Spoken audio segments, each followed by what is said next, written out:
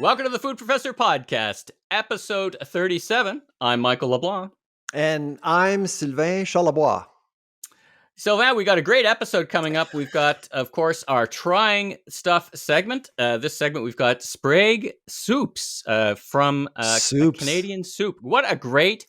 Six generations. Like it's an incredible story. We'll talk about it, and there's interesting things happening in the category. And, of course, we'll be trying a couple of their soups. So stay tuned for that. And we've got a great guest, Cory Mintz, who, let me find his book here. I got his book right here. Yeah, we got his book. There we go. Cory Mintz. And it's funny because you get to be on the other side. He used to ask you questions as a food reporter.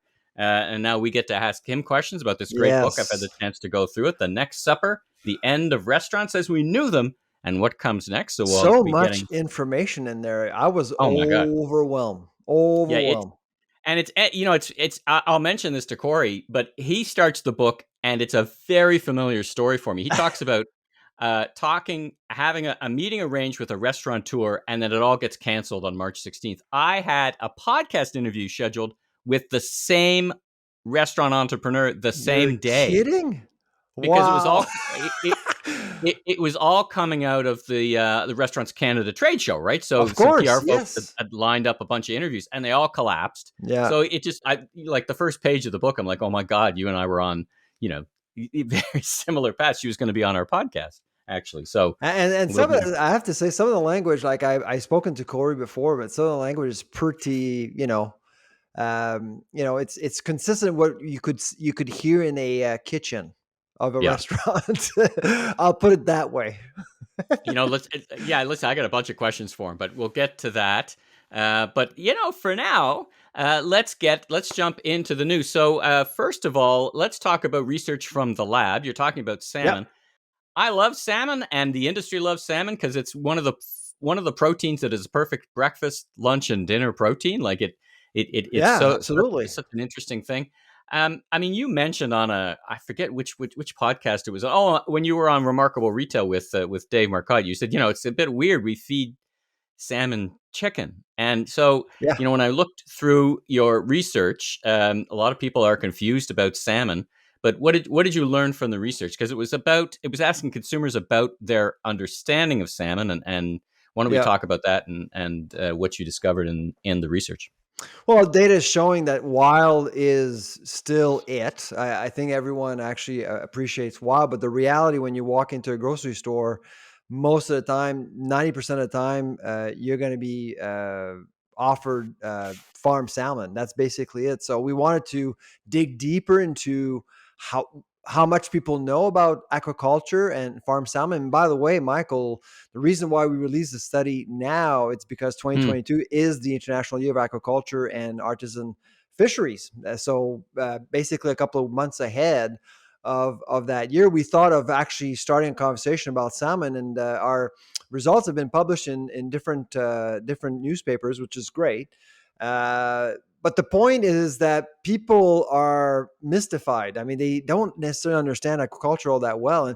And when you say that it is common practice to feed salmon chicken and canola and other stuff, people are a little bit shocked. I remember when I was moderating a panel in October in Wolfville, and I had a couple of experts in the salmon industry commenting on the future of sustainable production in the sector. One of the CEOs said, well, we actually feed salmon chicken. And you could feel in the audience, people were surprised and frankly, a little bit shocked. And I was shocked too, because I probed further. Well, how did that happen? Well, it's a cheap protein, it's an available protein. And between you and I, it's not the best parts of the chicken that is fed to salmon. It's the rest, quote unquote. So feathers, beaks, legs, all that stuff. So you kind of wonder what's going on there, but that is approved by the CFIA. It's of course there are restrictions, clear restrictions, but I must say it really got a lot of conversations going as a result of that. But I think we need to do a better job explaining how aquaculture works, because I received tons of emails from people just telling me a lot of things Uh, and frankly, I wasn't even sure it was true because it's a bit of an obscure industry. I don't know if you know much about agriculture, Michael, but next week I'm visiting for the first time in my career. I'm visiting a facility where Wow. salmon is actually produced, and I've never been invited before until now. And so I'm visiting a Sustainable Blue. It's close to Wolfville, right here. The CEO's name is Kirk Havencroft, a great guy. So you'll be giving me a tour of the facilities. And I'll be asking questions about feed, but he does not feed salmon chicken. And Hmm. so I want to know why, and why are we actually doing this in the industry overall? When I think of salmon, I reflect on a story from about 20 years ago with a major retailer in the US who decided salmon was going to be their focus. And they were going to do everything they could to drive the price of salmon down. And it was going to be like one of these marquee items, as really Right. retailers would say. And they wound up contracting with off the coast of Chile and doing raising the salmon off the coast of Chile. Well, to make a long story short, what wasn't priced into the price the consumers were paying were the economic rents. They basically destroyed the entire coast of Chile by raising so much salmon, like That's right. the environmental impact. And this was the kind of a lesson, and I think this retailer has learned that lesson and is And really a little more there's the debate thoughtful. of open pens in the ocean, Do you pens want on them land. released into the wild? I mean, it's It, very yeah, it's very and there's a complex, right? lot I mean, on both sides. On the Atlantic yeah. side, on the Pacific side, there's lots of divisive discussions. But I do want to thank my colleague for the study, Stephanie Colombo, who's a research chair in seafood nutrition.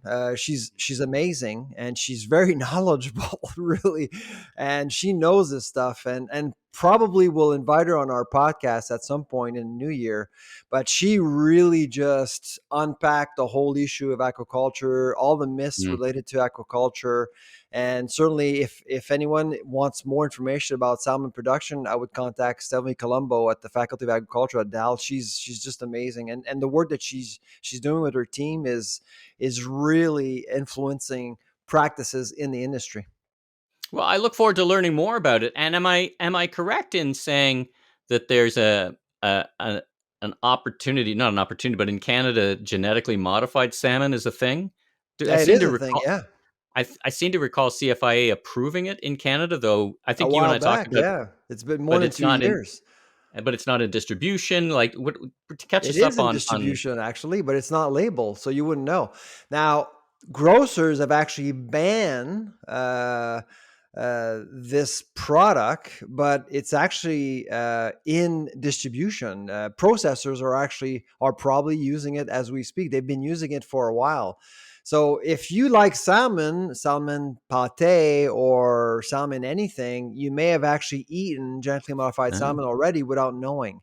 And that's oh, interesting. really, I think it's a bit of a mistake. Well, I think not a bit. I think it is a mistake because it just fosters that whole debate around frankenfood and not Yeah. knowing exactly what you're eating.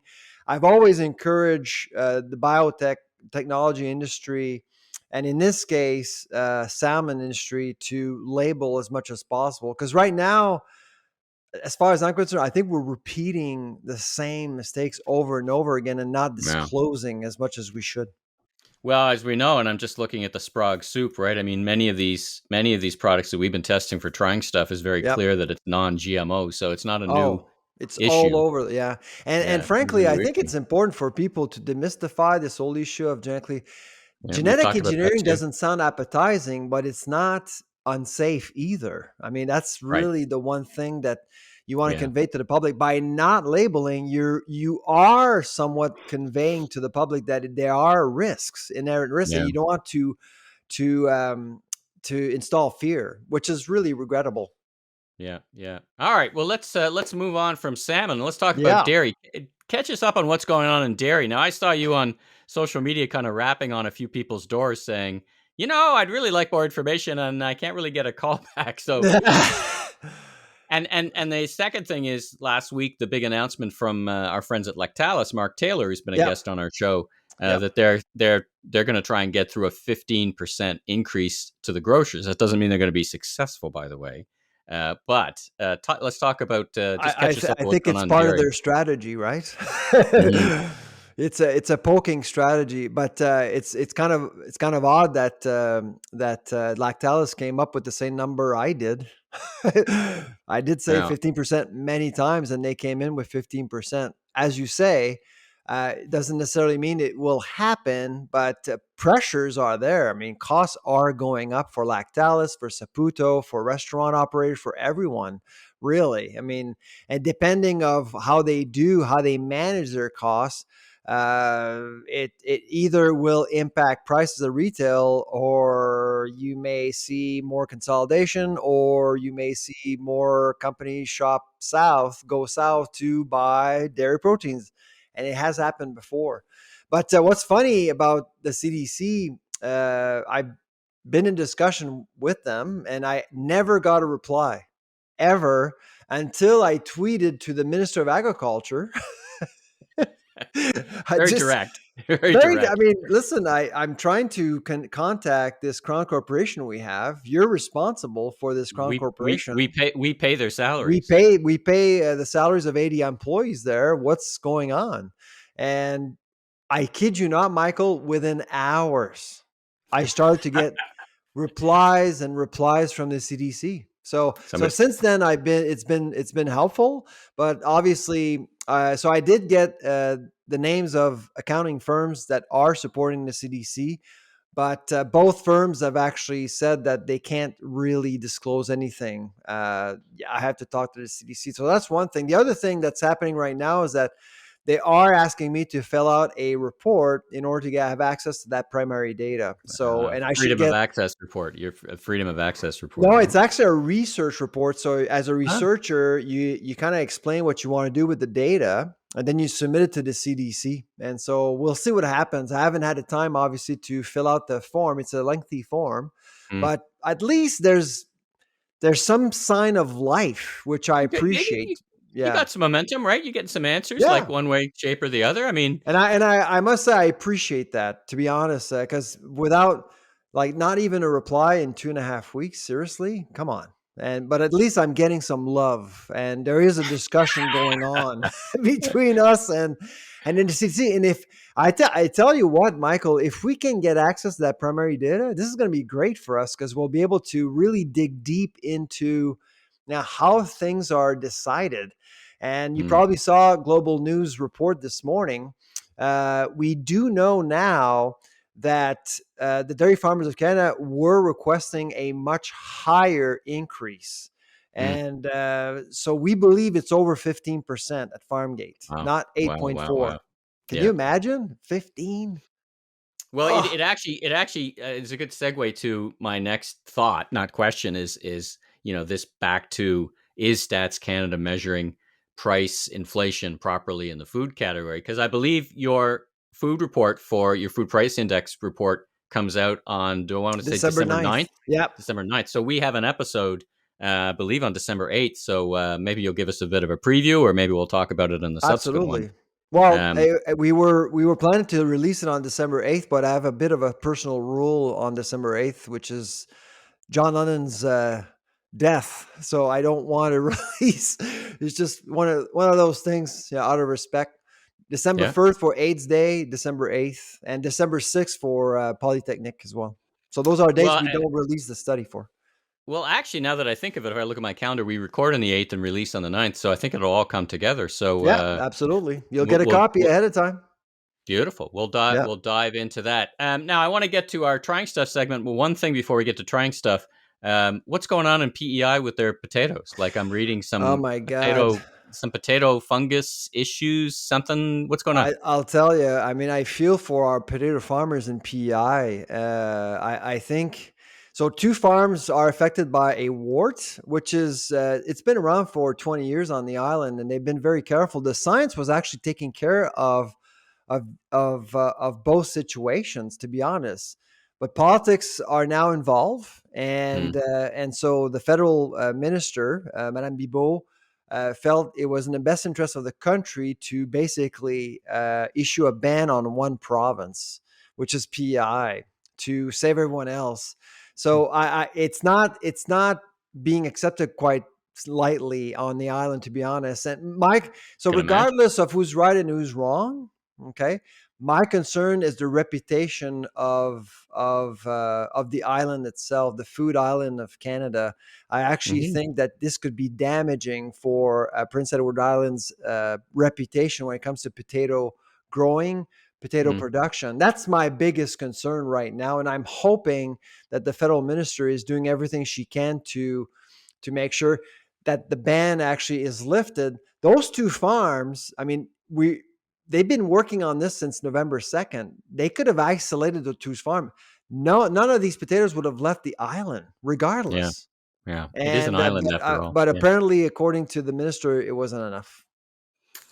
Well, I mean, I echo your concerns, because when I think of potatoes, I think PEI in the same sentence. And Do you remember last year when they opened up borders to the rest of the Atlantic? Gave everybody a bag of potatoes. Bag of potatoes, absolutely, it was great.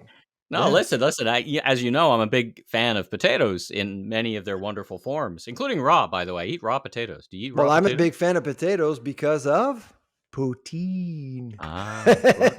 The key ingredient. Of course. Absolutely. All right. Well, let's keep on the track on that, and let's hope things work out well. Yeah, absolutely. I wish our potato growers in on the island all the best. Seriously, this is their canola versus China situation. This is like mad cow for them. This is like hitting the dairy sector in Ontario.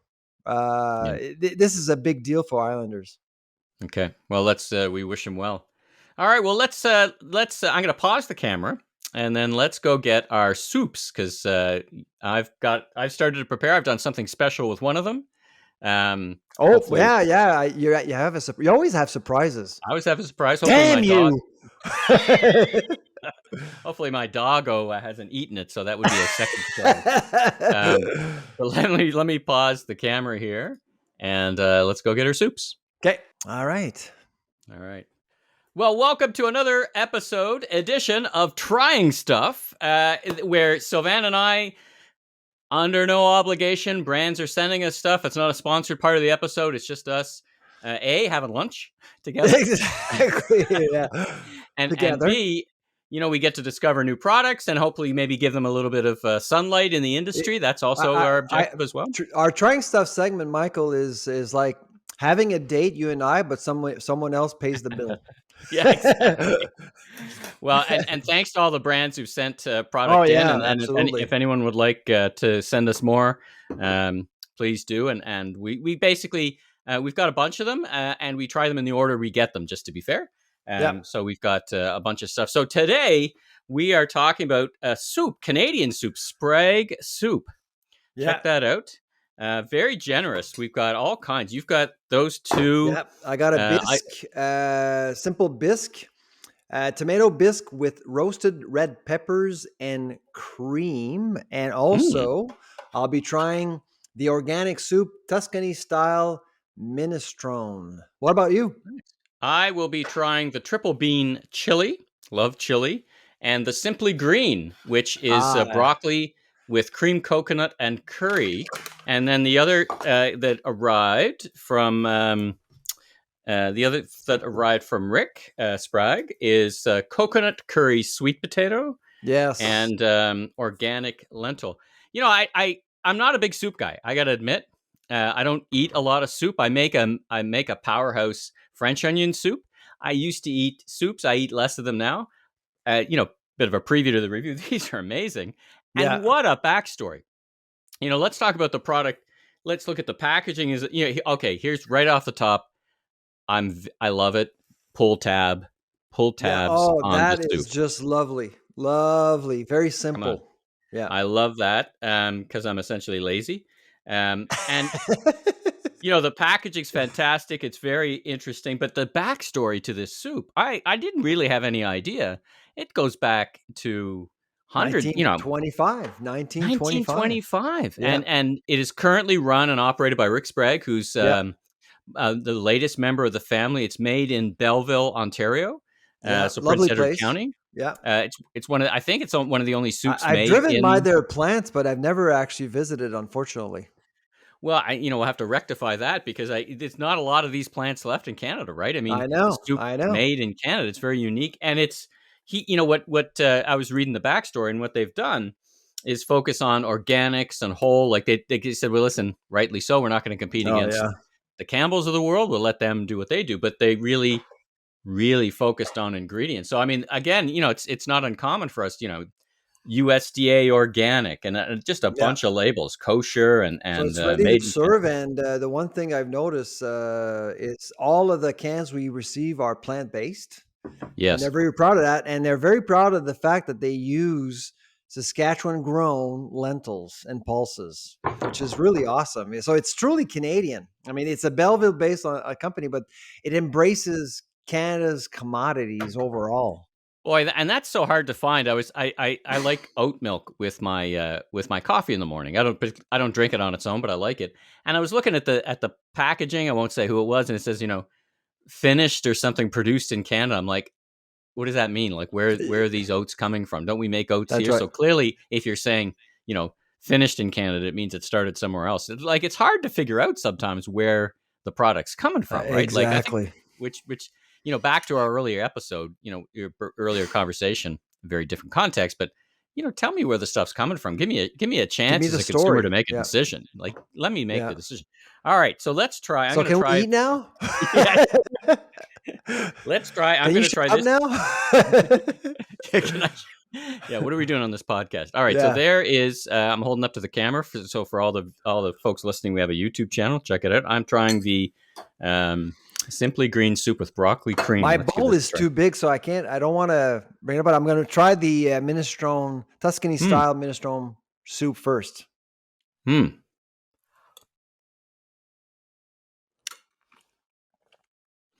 How's that? I'm like you, Michael. I'm not a big fan of soup. I like cream, but not soup. But this minestrone soup is amazingly tasty. The vegetables, they feel fresh. Like Yeah. it's not mushy. It's fresh. It's just like it was made yesterday, really. But it's in a can. Yeah, listen, this broccoli it's got a snap to it, if I could describe it that way, like a freshness, Yeah. as you said, but it's also got a bit of seasoning to it.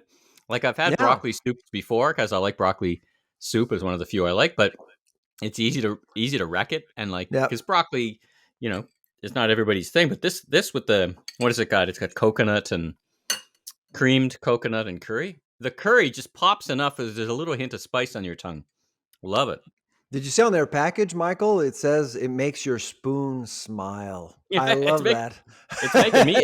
it's making me smile right now. I'll tell you. So for my bisque, Mm. Michael, I'm adding a little bit a special. Remember these guys? Yeah. So I just basically sprinkle some Nice. cheese over my bisque. So All let's right. see how that works. Thank you to Cracker Barrel for their signature cheese blends. We've got a Trying Stuff review coming up next episode, I think, on the signature blends. Oh, how's that? Oh my God. Good? That bisque is amazing. Plant-based.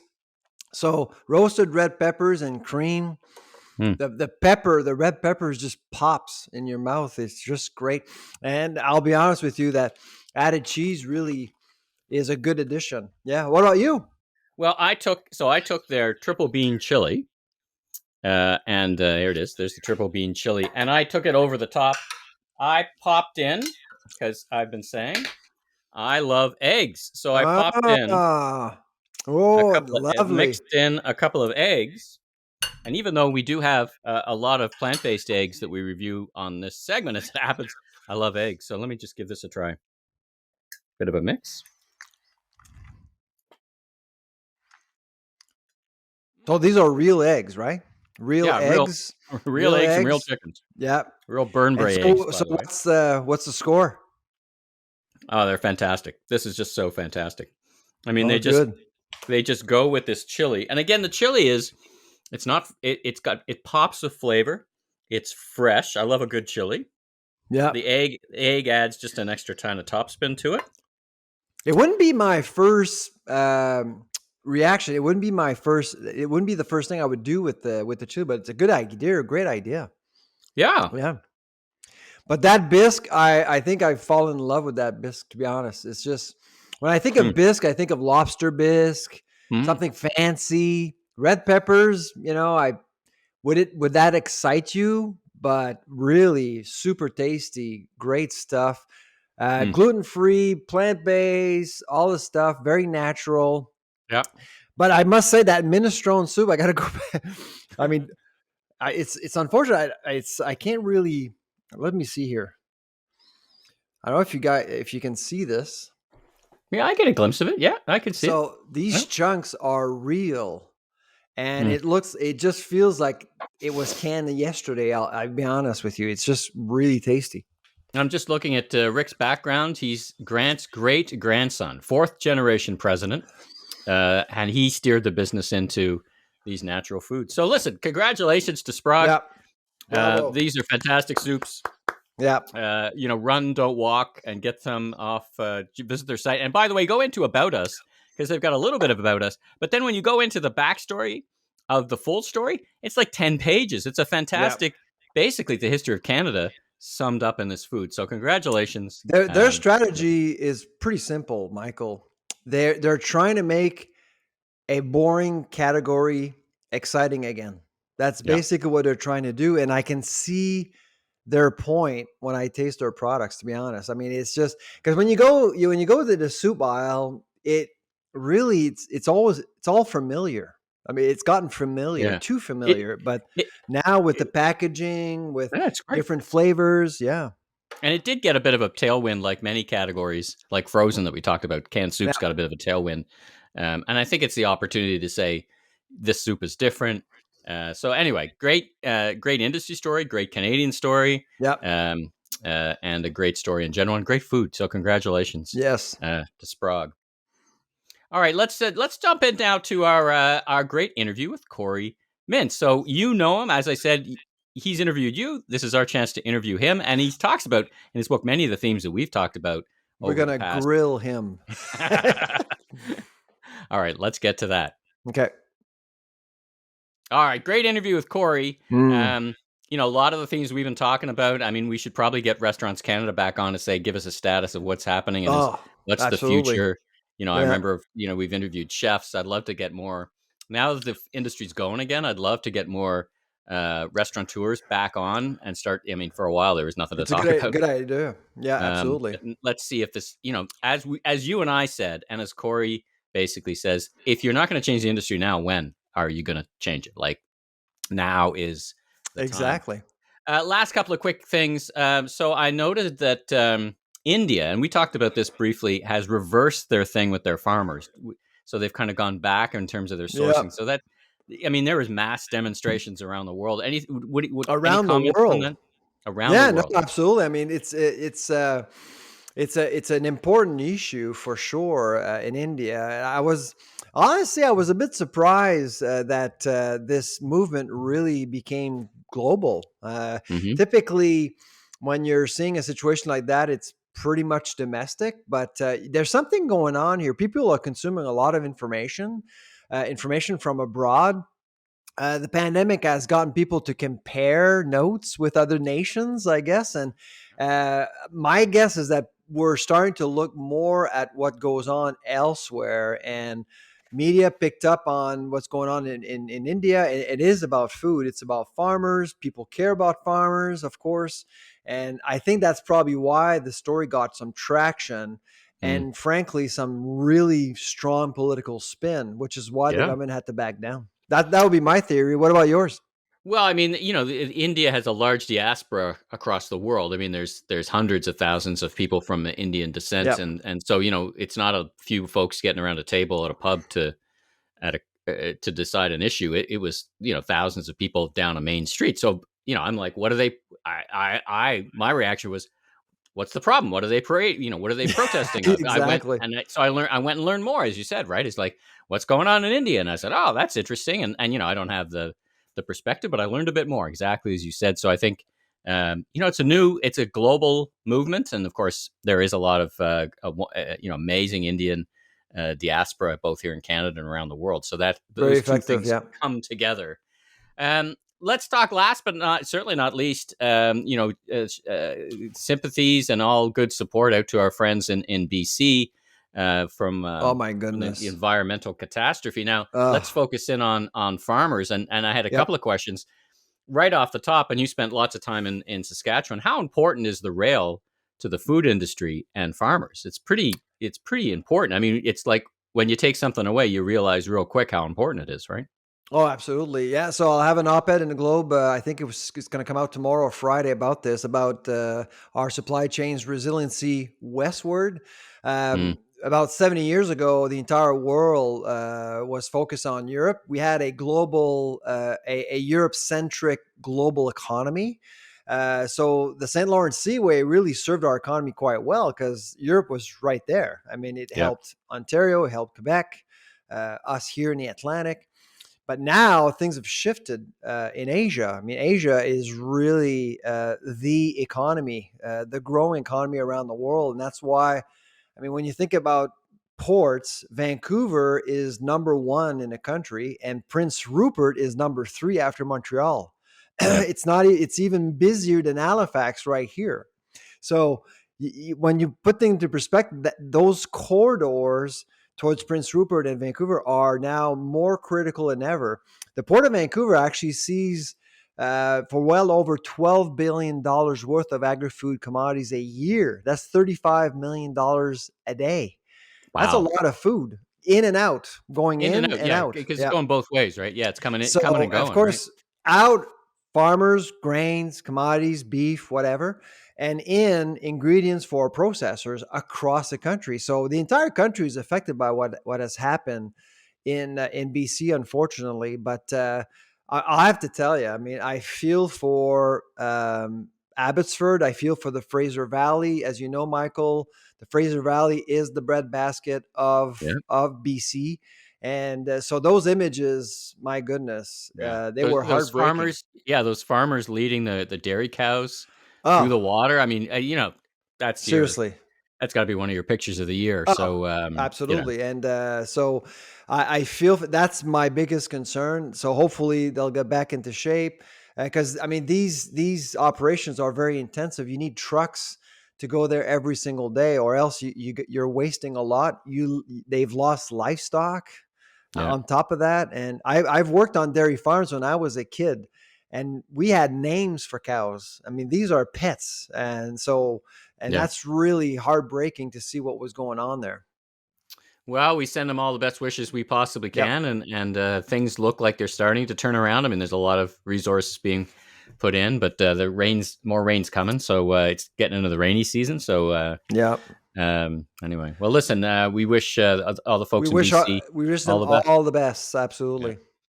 All right, well, that's a wrap on this episode of The Food Professor. Reminder to everyone, check out our YouTube site because we have some bonus content of our Trying Stuff segment, and we kind of chop our segments down into different segments so you can watch us eat food, basically, and talk about what we talk about. And be sure and check us out. So I'm Michael LeBlanc. I'm president of Emmy LeBlanc Company and host of a bunch of podcasts and a cooking show, Last Request Barbecue. So check that out if you're into Absolutely. cooking and barbecue. Appetizing, so appetizing. And I'm the food professor, Sylvain Charlebois. And thanks everyone for joining us, and we'll look forward to talking to you our next episode. Bye bye.